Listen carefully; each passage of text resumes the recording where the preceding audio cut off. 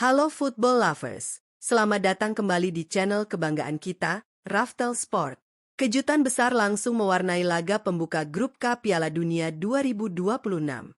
Timnas Portugal yang dipenuhi skuad bertabur bintang nan mewah, secara mengejutkan gagal mengawali perjalanan mereka di Amerika Serikat dengan poin penuh. Bermain di NRG Stadium, Houston, Texas, hari ini, Cristiano Ronaldo dan kawan-kawan dipaksa tertunduk lesu usai gagal mengamankan kemenangan dari wakil Afrika.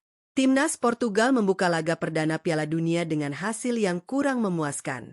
Anak asuh Roberto Martinez harus ditahan imbang 1-1 oleh RD Kongo. Terdapat 4 biang kerok kegagalan Timnas Portugal meraih poin penuh pada laga ini. Apa saja? Simak ulasan Raftel Sport berikut ini.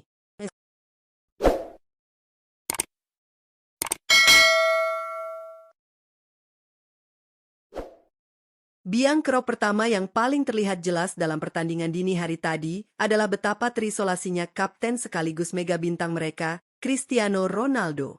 Turun sebagai starter untuk mencatatkan rekor luar biasa sebagai pemain kedua yang tampil di 6 edisi Piala Dunia, Ronaldo jelas memikul beban ekspektasi yang masif. Publik berharap ia mampu menjawab magis yang ditunjukkan Lionel Messi di hari sebelumnya. Namun, realita di lapangan rumput NRG Stadium sungguh berbicara lain. Lini belakang RD Kongo yang dikoordinasi dengan apik oleh mantan bek Manchester United, Axel Tuanzebe, dan Kapten tangguh Chancel Mbemba, benar-benar memberikan pengawalan ekstra ketat yang nyaris tanpa kompromi. Mengandalkan skema man marking berlapis, setiap kali aliran bola diarahkan kepada CR7, setidaknya 2 pemain berseragam biru langsung menutup ruang tembaknya. Taktik disiplin ini sukses mematikan pergerakan Ronaldo. Meski terus dijaga, Ronaldo sebenarnya sempat mendapatkan 2 momentum emas di babak kedua, tepatnya pada menit ke-68 dan ke-73.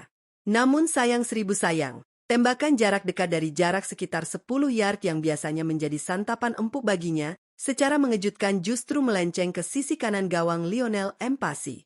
Sang mega bintang bahkan sampai menggelengkan kepala dengan penuh rasa frustrasi. Legenda Prancis, Thierry Henry, sebelum laga bahkan sudah memperingatkan bahwa masalah utama Portugal adalah strategi mereka yang terlalu berpusat pada Ronaldo. Hal ini membuat ritme serangan mudah dibaca, dan keputusan Roberto Martinez untuk terus memaksa taktik ini tanpa banyak variasi hingga 90 menit penuh menjadi bumerang telak bagi Seleção das Quinas. Penyebab kedua adalah penyakit klasik yang kerap menghancurkan tim raksasa, sindrom overconfidence atau terlalu santai usai mendapatkan gol kilat. Saat pertandingan baru berjalan 6 menit, Portugal sejatinya sudah berhasil membuat puluhan ribu pendukungnya bersorak kegirangan. Berawal dari visi cemerlang Pedro Neto yang mengirimkan umpan silang matang, gelandang masa depan Portugal, João Neves, sukses menyundul bola masuk ke gawang. Gol ini adalah gol perdana Neves di panggung sebesar Piala Dunia.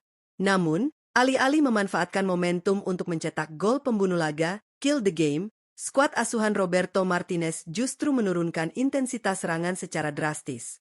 Statistik mencatat Portugal sempat mendominasi penguasaan bola hingga nyaris 80% di babak pertama. Namun, penguasaan bola itu hampa makna.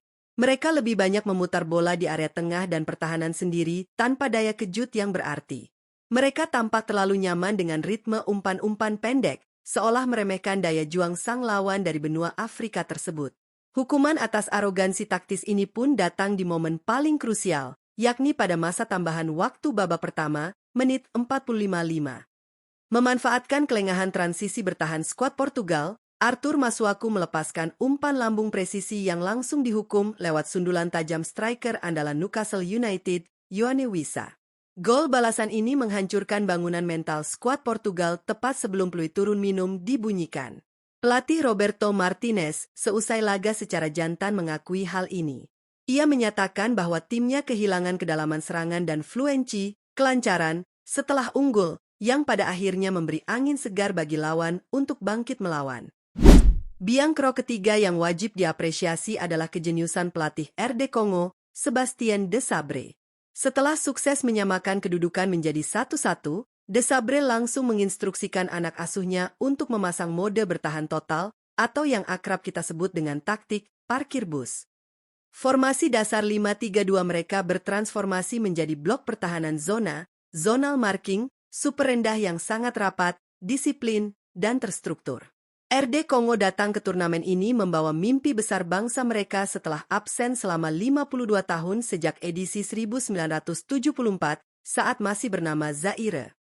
Motivasi emosional untuk mengukir sejarah membuat The Leopards tampil layaknya prajurit tangguh di lini belakang. Mereka secara konsisten menutup jalur passing vertikal, memotong ruang tembak dari luar kotak penalti, dan memaksa Portugal membuang bola ke sektor sayap yang ujung-ujungnya hanya menghasilkan umpan silang mentah. Bahkan, strategi bertahan total ini dipadukan dengan skema serangan balik kilat yang luar biasa mematikan.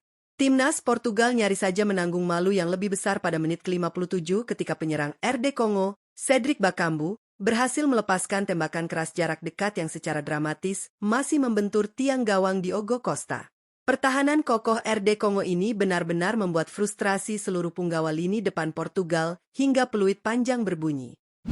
Faktor keempat, sekaligus yang melengkapi penderitaan Portugal hari ini, adalah matusnya kreativitas dari sektor penyuplai bola dan statistik finishing yang jauh dari kata efektif.